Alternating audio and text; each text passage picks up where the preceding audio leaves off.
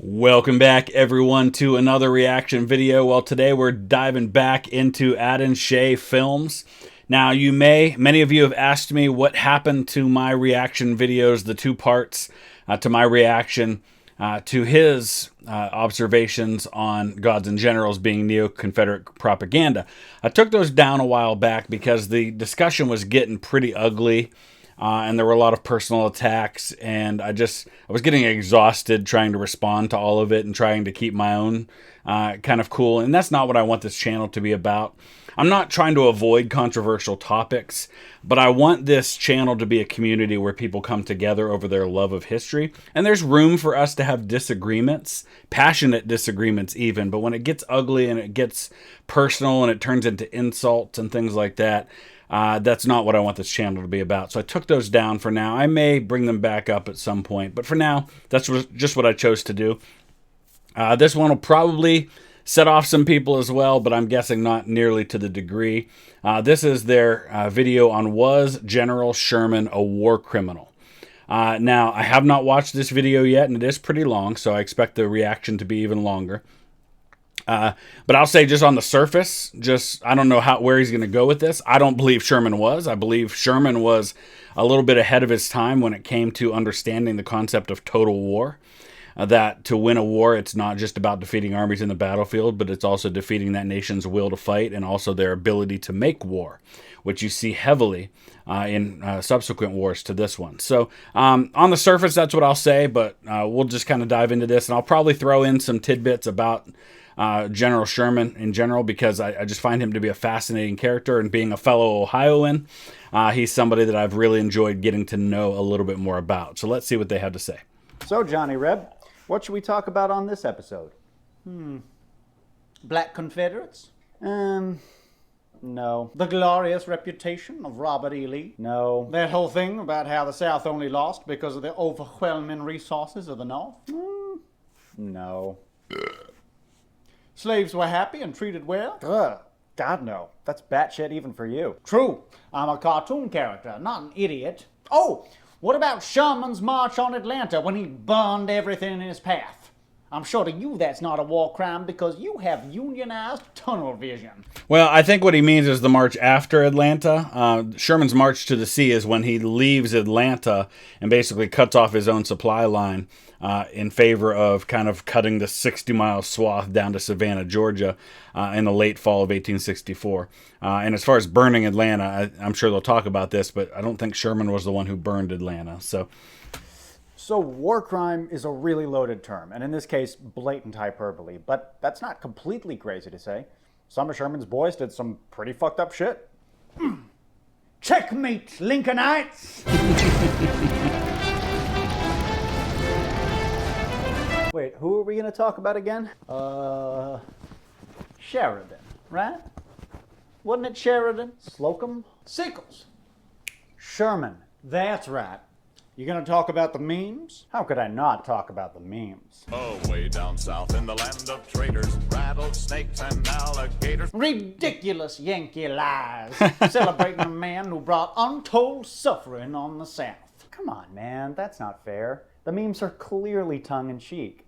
You know how you guys consider Stonewall Jackson to be like the embodiment of Confederate big dick energy? Well, it's the same with us and Sherman. Yeah. It's not so much a celebration That's of fair. Sherman himself, but more our idea of Sherman. A fiery force of patriotic nature that kicks slave owner ass. And unlike you guys, we understand that distinction. In many ways, Sherman was absolutely awful. We don't have to delude ourselves about him like you do about Jackson and Lee. So I think probably by saying he's awful, he's probably talking about the fact Sherman was not particularly anti-slavery, but I don't think that makes him awful. I think that makes him pretty much in line with a lot of the people of the day. It's kind of a revisionist look back to say, oh, he wasn't an outright abolitionist. Neither was Lincoln. Sherman actually lives in the South at the time the war breaks out. He's the president of what today is Louisiana State University. But he, like most of the Northern generals, joined the war effort because he was in favor of preserving the Union, which was the point of the war at the start. Even if that's true, you don't have to go very far into our Sherman posting to see all kinds of drivel insulting modern-day Southerners, or conservatives. Well, there's literally a community rule in that subreddit that forbids pointless South bashing. What about the other Sherman meme groups on Facebook and elsewhere? What about your own fan base?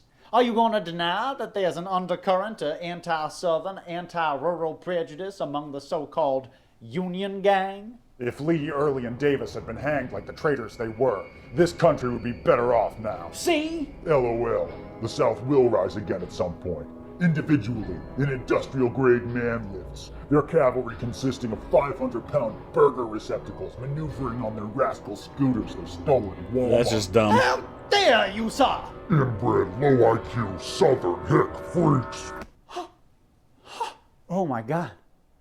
I'm so sorry, dude. Damn you, sir. If I had a glove, I would throw it at your feet this instant. And I wouldn't blame you. What kind of unbelievable asshole can't distinguish between slave-owning Confederates and modern-day rural Southerners? Furthermore, That was good. Terms with the fact that Sherman had no moral qualms about slavery and was quite a racist himself. His problem with us was that we declared independence, not that we supported slavery. States' rights. Which was the entire point of the war in the North. That was Lincoln's war aim, was to preserve the Union. It wasn't initially about slavery. So there's nothing wrong with Sherman being the same way, because that put him right in line with the leadership of the Union. That's true. Sherman lived in the South for years prior to the war and wasn't particularly anti-slavery. He did think that it was an inefficient and outdated labor system, though, and thought it was pretty much inevitable that slave states would be overwhelmed by a coalition of free states in Congress. He probably had a point. Exactly. Should the South have won, slavery was on its way out, collapsing under its own weight. Would have ended anyhow. That's certainly a valid what-if scenario, Possible. but there's less evidence for it than you might think. Yes, certainly, slavery was on the way out globally, and abolitionism was on the rise. But I actually think that makes the Confederacy look even worse. True. And more reactionary. Because you can't simultaneously make the argument that slavery would have gone away on its own, and we can't judge the Confederates for keeping slaves because that was the norm back then. But That's a fair point to make. Let's take a minute and just talk briefly about Sherman's background a little bit. Sherman grows up in Lancaster, Ohio, which is just outside of Columbus in the central part of the state. His father was a member of the Ohio Supreme Court. And Sherman has a very strong political background, not only with his own family, but then his adoptive family, basically. Because Sherman ends up, before he's 10, I think, he ends up basically an orphan. And he goes to live with the Ewing family. And the Ewing family, who become his foster family, are also in politics. So he has kind of that mix of both families. His brother John ended up a senator from Ohio. He had another brother who I think was involved in politics. His foster father, Senator Ewing, also ends up, I think, the first Secretary of the Interior. In fact, when Sherman got married, and he actually married his foster sister, the president and vice president of the United States were at their wedding. So this was a big political affair. So even though Sherman and Grant grow up really not that far away from each other, like maybe 100 miles or so, their backgrounds couldn't have been more different. So Sherman's got all this powerful political family thing going on. He comes from wealth and privilege, really. But he goes to West Point. His roommate at West Point is George Thomas from Virginia, who ends up being somebody he fights alongside for a good part of the war. He meets Grant there. He's a couple years older than Grant. And he ends up, like I said, running a military institute in Louisiana that eventually becomes Louisiana State University, and has some real serious mental health issues throughout the war, very suicidal tendencies, has a young son who dies, I think, when they're outside of Chattanooga. During that part of the war, he comes to visit his dad and dies of illness, I think maybe typhoid fever or something, that he may have contracted from the military camp. So very sad, a lot of his story growing up and then also as an adult. But in fact, slavery in the South was still going strong in 1860. That year, the net value of American slaves was approximately $2.5 billion. And slaves weren't just valuable assets. They were investments. The cost of paying for a single slave for life was way cheaper than paying a wage worker, even in the later antebellum days when the price of slaves rose to record heights. And many slave owners purchased women to use them basically as broodmares. The children of slaves also became slaves, and the masters worked them or sold them for enormous profit. And the reason the value of slaves goes up so much is because the slave trade itself gets outlawed decades before this. And so now the only way to get more slaves is to produce more slaves through breeding, basically. And it's disgusting to even talk about it that way, like you're breeding horses, but that's how they viewed it. Slavery was so lucrative that I find it highly unlikely that it would have ended without significant political pressure from abroad. And in my opinion, probably not for at least a generation after a hypothetical Confederate victory. Agree. But what about industrialization? Surely a victorious Confederacy. My heart flutters at the thought. Surely it would be forced to change to keep up with the rest of the world. And secessionists gave that a lot of thought. First of all, it's not like agriculture ceased to be profitable once industry overtook it. We still rely heavily on agriculture today, primarily to feed ourselves. Bread isn't grown in a lab. And Confederates understood that a slave society wasn't necessarily incompatible with an industrial economy. Right. In fact, they saw it as a plus. Yeah, if you think about it, if you start building, say, textile mills in the South, you're still going to need the cotton for those textile mills. And so the demand for slavery, if anything, would probably go up in that situation. Unlike the North or Great Britain, they could urbanize and industrialize with an already subservient workforce and not have to worry about class conflict. The North industrialized using immigrants and the rural poor. Why couldn't the South have done the same with slaves?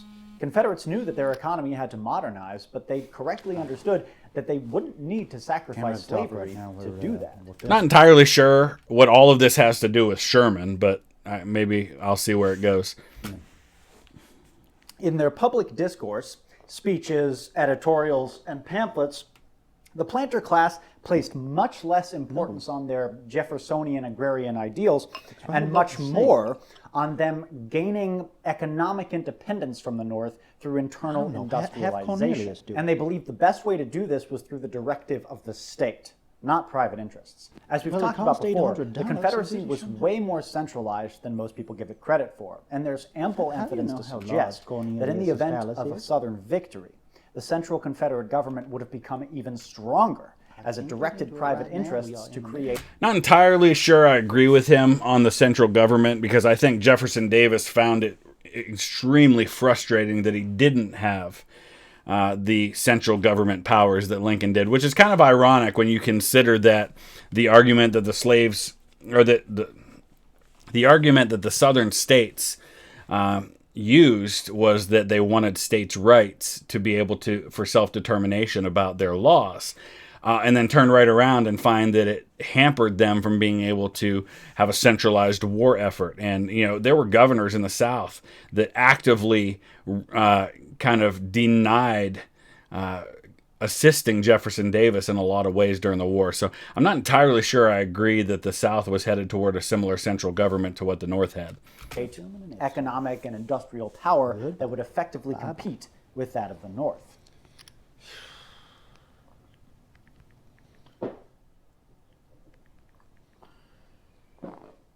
So, Sherman. Yes, Sherman. What exactly is your problem with him? What's my problem? What is my problem? Sherman's march made what the Nazis did to Russia and the Japanese did to everyone look sweet Stop. and pleasant. That's Stop. crazy talk, and you know it. I'm not going to defend Sherman's mistreatment of civilians, which definitely happened, and I'm sure we'll get to it. Damn right we will. Let's discuss this within the bounds of reality. Yes. There's just no evidence to corroborate the post-war legends of Union regulars committing mass rape and murder. There's just not. To the contrary, at the beginning of the war, President Lincoln and many Northern politicians actually urged the military to tread lightly in the South. They believed that the Confederacy was not a sovereign enemy nation, but a region in rebellion. And so Southern civilians had the same rights and privileges that Northern ones did. Absolutely. They also believed, erroneously, that most lower-class Southerners had strong Unionist sentiments, and they didn't want to alienate those people by abusing them. So, for the most part, at the beginning of the war, the Union Army treated Southern civilians with remarkable cordiality and restraint. True. Cordiality?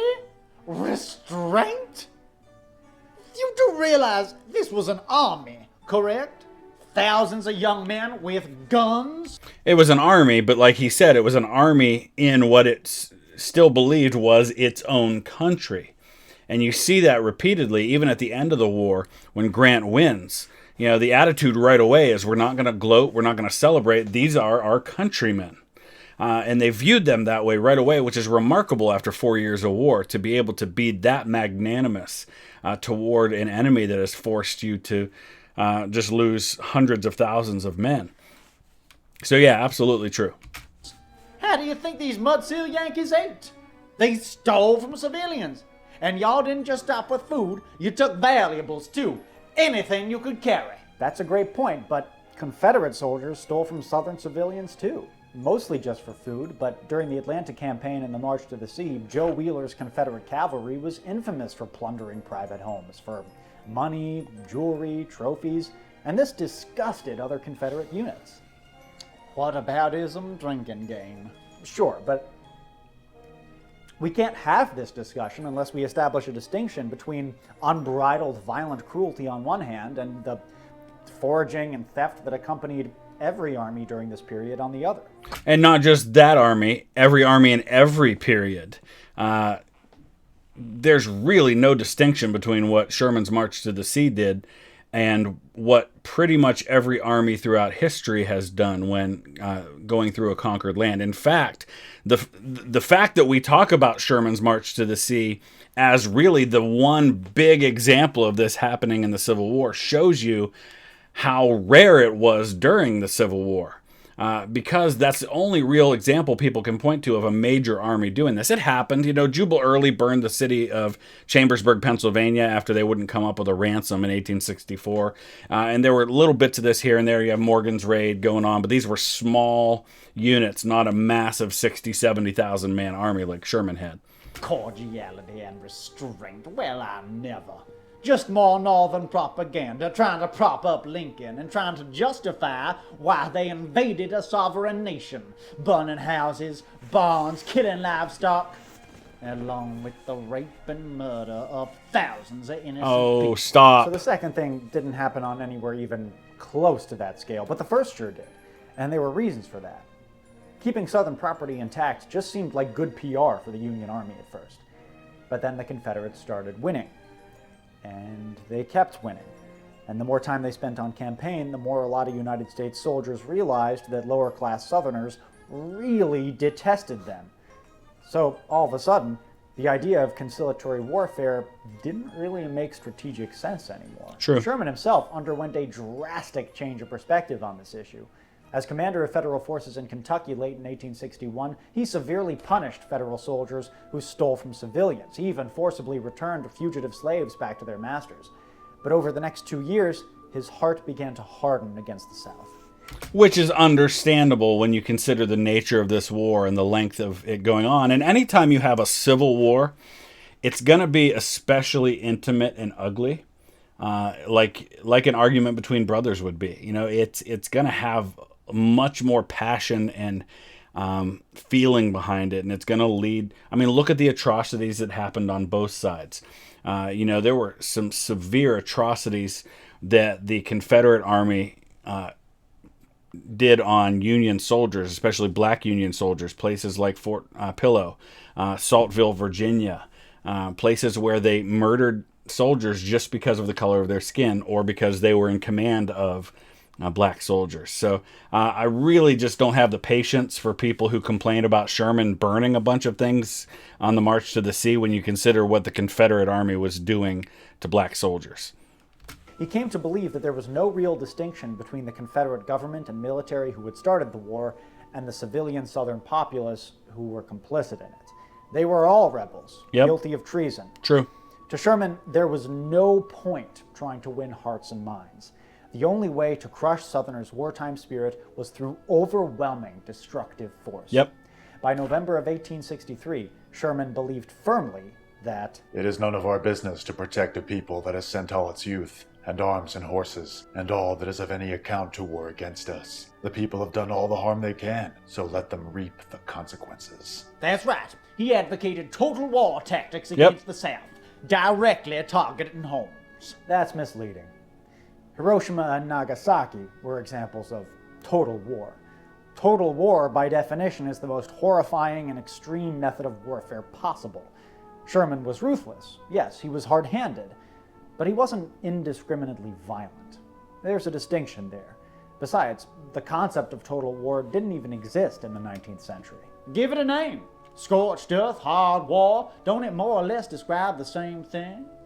The fact is, Sherman cut a swath of destruction and terror from Chattanooga to Atlanta, from there to the sea, and up through the Carolinas. That is historic fact. No doubt. A shocking and unprecedented display of violence from the meddling Yankee. To be fair, most of Sherman's soldiers spent the entire march to the sea either, marching or in camp.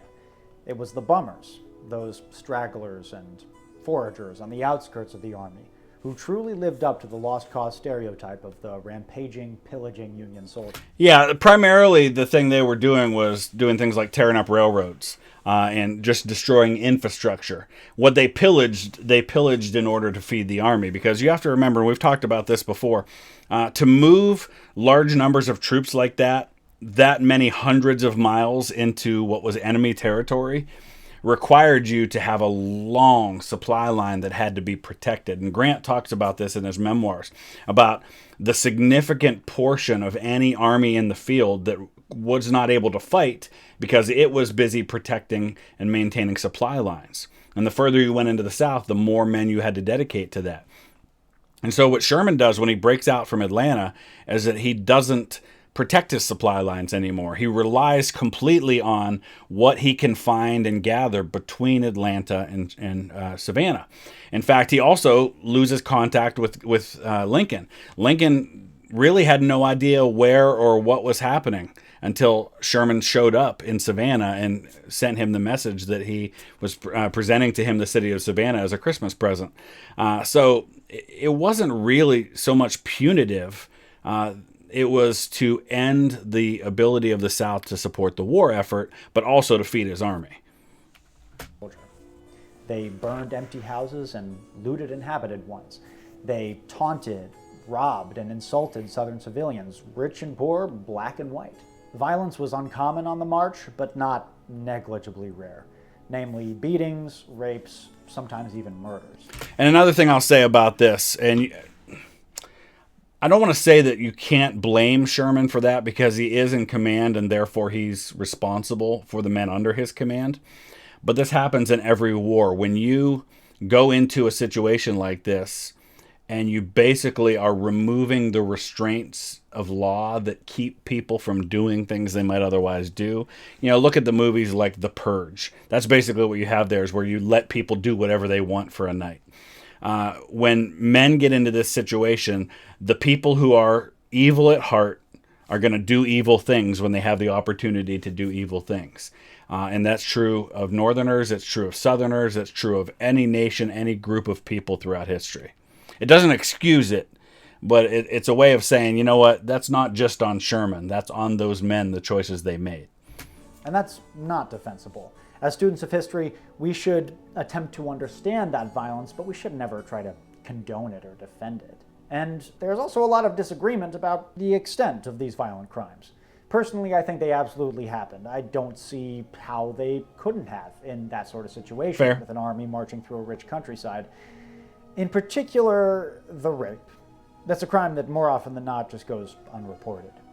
Sherman himself fervently denied these charges in his memoirs, though I don't entirely believe him. No doubt many acts of pillage were committed by these parties of foragers, usually called bummers, for I have since heard of jewelry taken from women and the plunder of articles that never reached the commissary. But these acts were exceptional and incidental. I never heard of any cases of murder or rape, and no army could have carried along sufficient food and forage for a march of 300 miles, so that foraging in some shape was necessary. The country was sparsely settled, with no magistrates or civil authorities who could respond to requisitions, as is done in all the wars of Europe. so that this system of foraging was simply indispensable to our success. And you know, it's important to note that the viciousness of Sherman's march didn't really surprise anyone at the time. Well, it probably surprised its victims. There are lots of scary Sherman quotes, like, "War is cruelty, war is hell," but less well known are the similar sentiments that were advocated by people on both sides since the beginning of the war.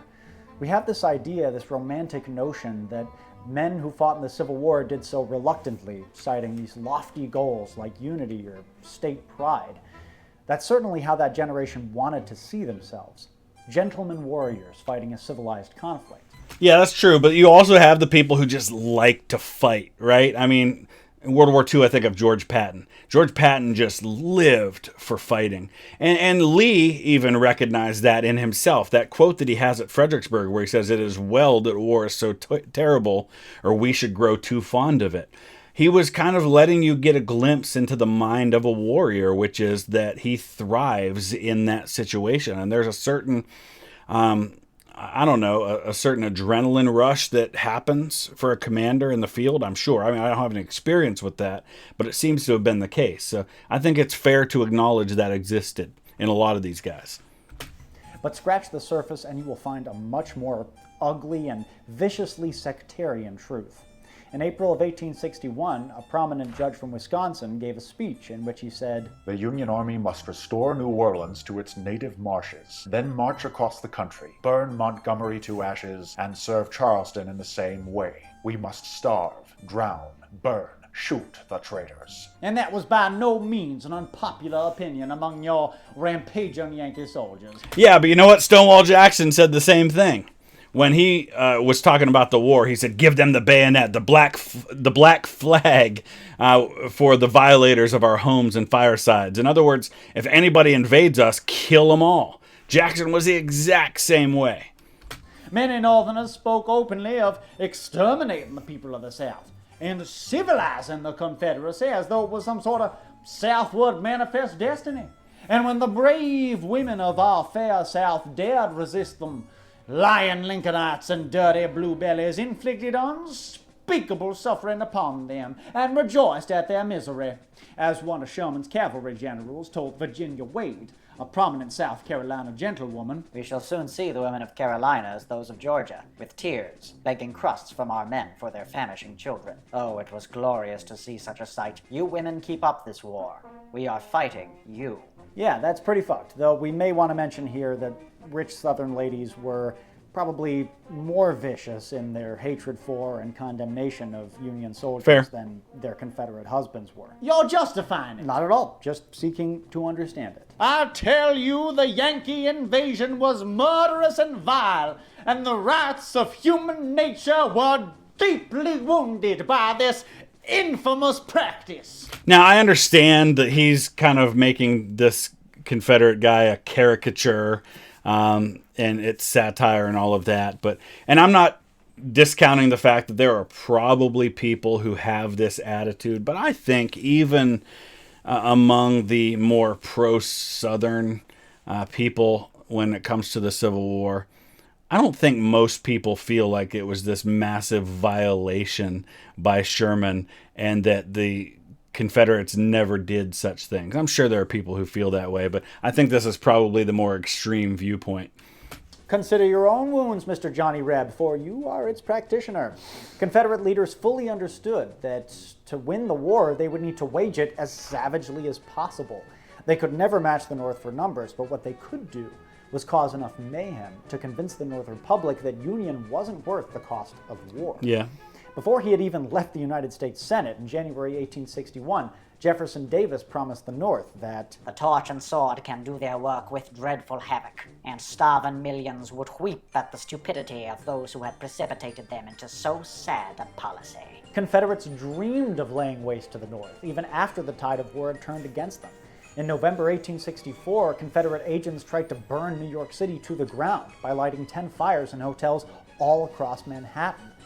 Pro-Confederate newspapers called for violent, invasive reprisals on the North, often and loudly. Let Yankee cities burn and their fields be laid waste. Let the Negro worshippers have a taste of what we have experienced for 2 years. And there were northern newspapers who said similar things about the South. It happened on both sides. Nobody was clean in this. The most successful instance of Confederate revenge was Jubal Early's destruction of Chambersburg, Pennsylvania in July of 1864. Unlike cities that Sherman burnt down, Chambersburg didn't have any strategic or symbolic value. Early destroyed it because he was pissed, and it was there. Confederates burned down 300 buildings, robbed civilians at gunpoint, and even shot rifle rounds into their houses. And he demanded a ransom, something like $400,000 or something. When they didn't pay was when he burned it. And though Confederate opportunities to desolate the North were few and far between, that was always their intention, and it made a lot of strategic sense. As Stonewall Jackson himself said in September of 1862, as he imagined a hypothetical invasion of Pennsylvania, "We must destroy industrial establishments wherever we find them, break up their lines of interior commercial intercourse, close the coal mines, seize and, if necessary, destroy the manufactories and commerce of Philadelphia and of other large cities within our reach. Take and hold the narrow neck of the country between Pittsburgh and Lake Erie. Hey, I lived subsist there. Mainly on the country we traverse, and make an unrelenting war amidst their homes. Force the people of the North to understand what it will cost them to hold the South in the Union at bayonet's point." Yep. If Stonewall Jackson were in charge, the South would have easily won the so-called Civil War. Would have taken a couple weeks at most. I don't know what this has to do with Sherman, but I disagree. Stonewall Jackson, I think because of his death, he gets mythologized a lot. Same thing with Albert Sidney Johnston. It's the whole what if, because they didn't see it through to the end of the war. Stonewall Jackson was hardly a perfect general. He followed up his successes in the Valley Campaign in 1862 by screwing up pretty badly in the 7 Days Campaign outside of Richmond. He repeatedly messed up, made mistakes, was late, got lost. He was not the perfect general everybody remembers him to be. Sherman was only good at burning down old widows' houses. He would send other generals after Forrest to go get beat. He didn't go himself because Nathan would have just bitch slapped him off his horse. That would have been embarrassing for him. Probably would have started crying. "The fuck you just say?" Billy Hank, that's not funny. Put the gun down, please. No, really, I couldn't hear you. Why don't you say that again? Please. I don't. Say it! Fucking say it! I said Sherman was only good at burning down old ladies' houses. That's actually a common misconception. A lot of people seem to have this idea that Sherman's campaigns in 1864 were purely destructive and terroristic rather than strategic and tactical, but that's simply not true. During the Atlanta campaign, when Sherman fought Confederates under Johnston and later Hood, certainly the Union Army wrecked shit, but otherwise it was a fairly conventional military operation. It was. Destruction was by no means their main objective. A lot is made of Sherman's capture and subsequent burning of Atlanta, but people seem to forget that John Bell Hood's Confederates burned factories and munitions as they were retreating, before Sherman even got there. And when Sherman did burn down Atlanta in November of 1864, he specifically targeted infrastructure of military value. And the same thing was true with Richmond. It wasn't Grant's troops who marched into Richmond and burned it. It was the fleeing Confederates who were responsible for those fires. Though, of course, homes were caught up in the conflagration, and Union troops didn't really care. That campaign aside, Sherman marched to the sea unopposed, from Atlanta to Savannah without a single major military engagement. Not quite. That was by design.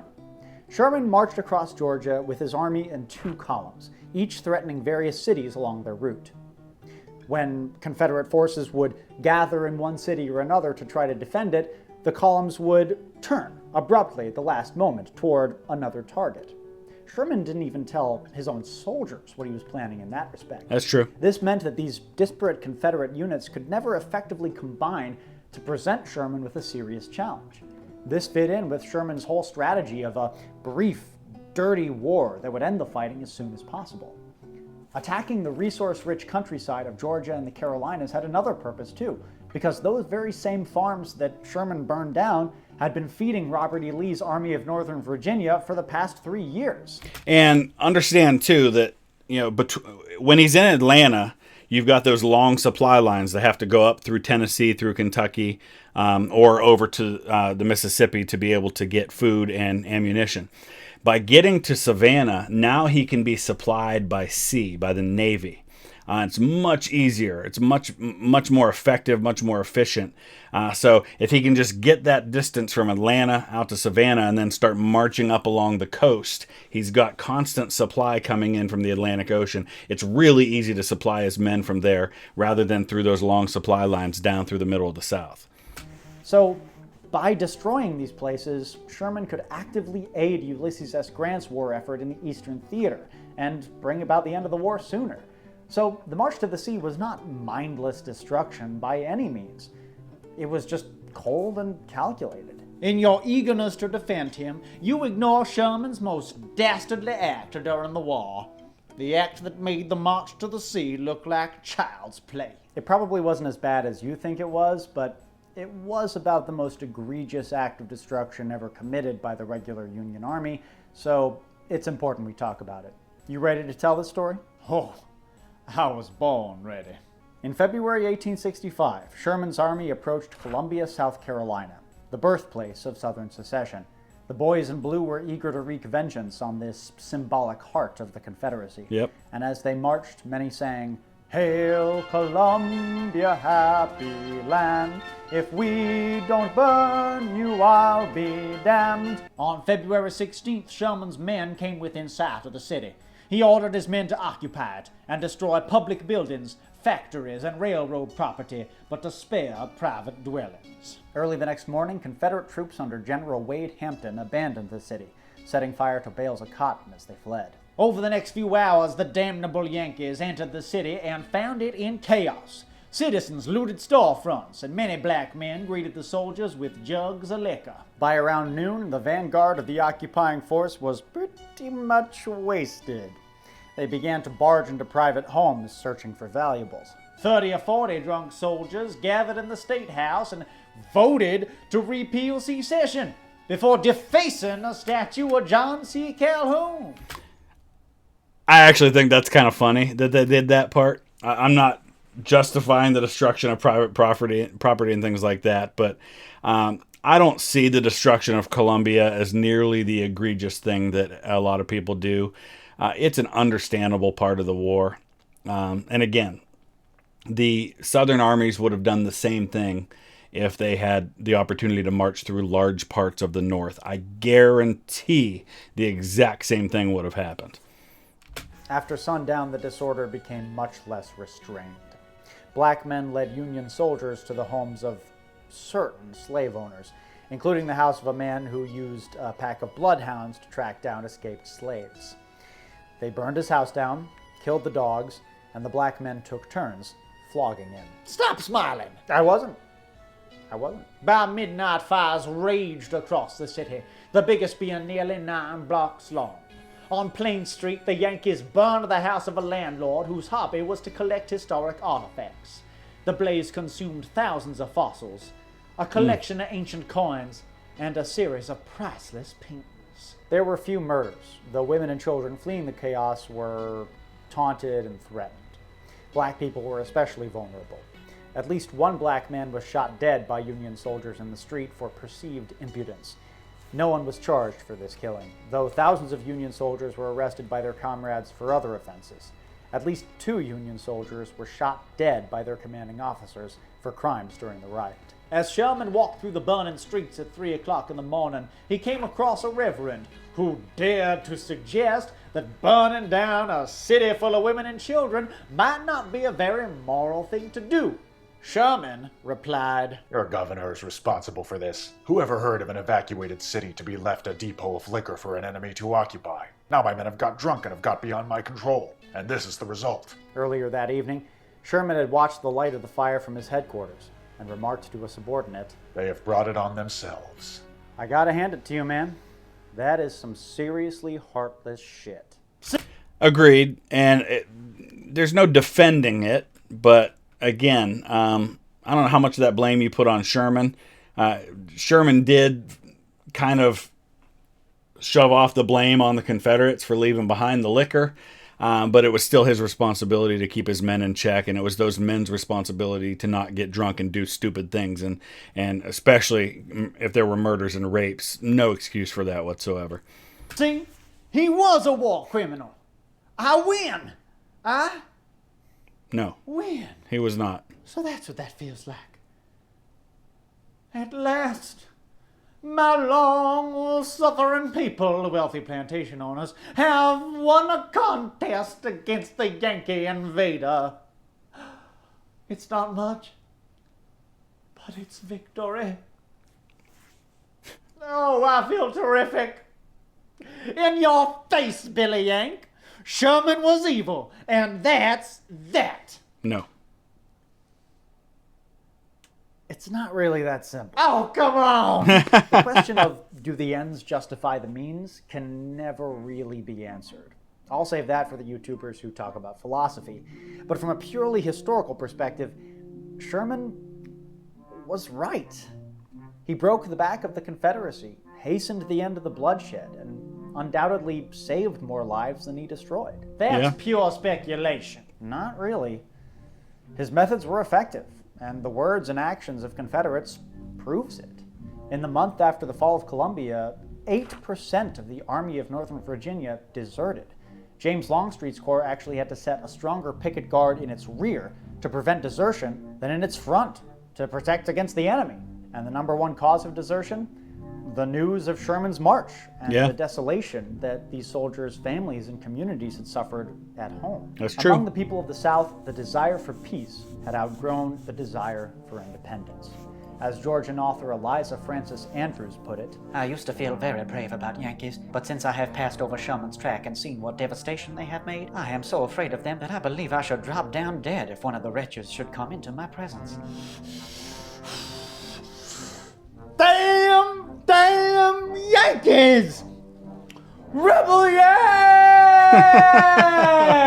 yell! 70% did not fight for slavery, FFS. The reason you are so lost in rhetoric is verging on weird. We need no false rewritten lies of the War of Northern Aggression. What about the slaves in Alamo days? Or the ones in North in wartime?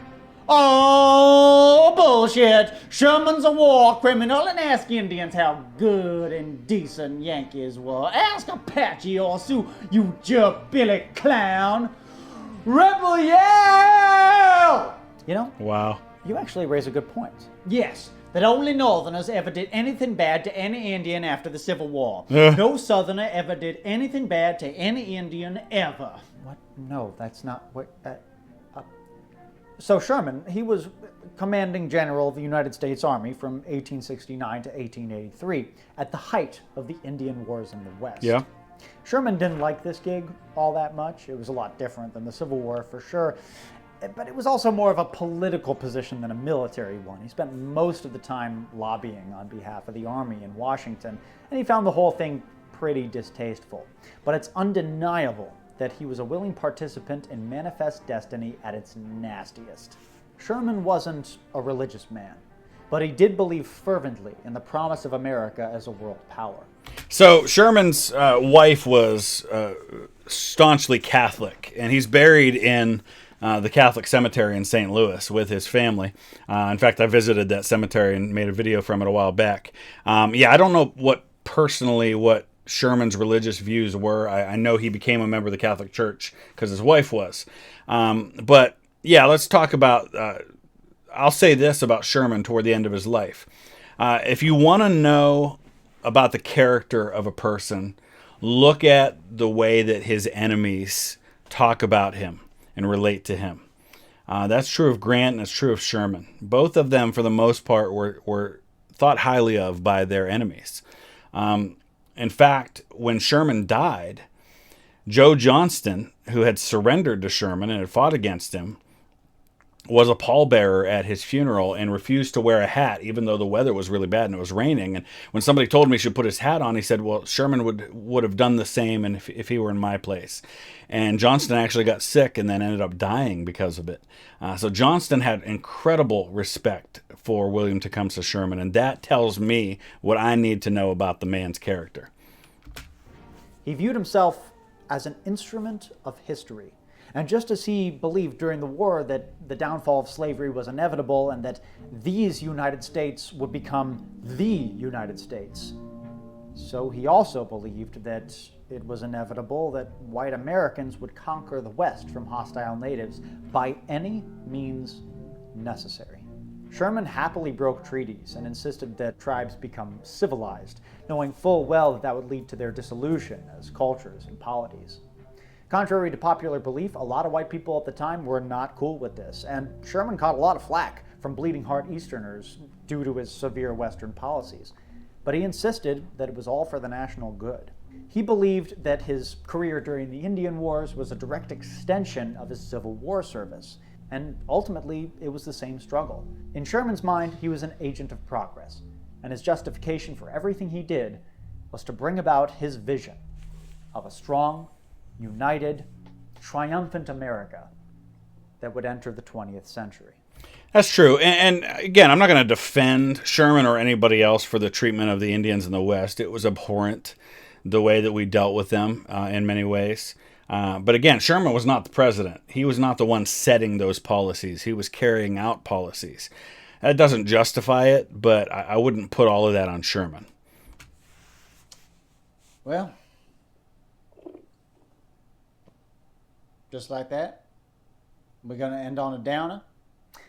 Do one of your funny comments. Oh, no, I don't think that's Oh, appropriate. come on. Give us one. No, really. Do it. Do it. Do it. Do it. Crazy comment Oh, well, time. if you insist, then this time the war will be spiritual. This time it will come from space. I will help.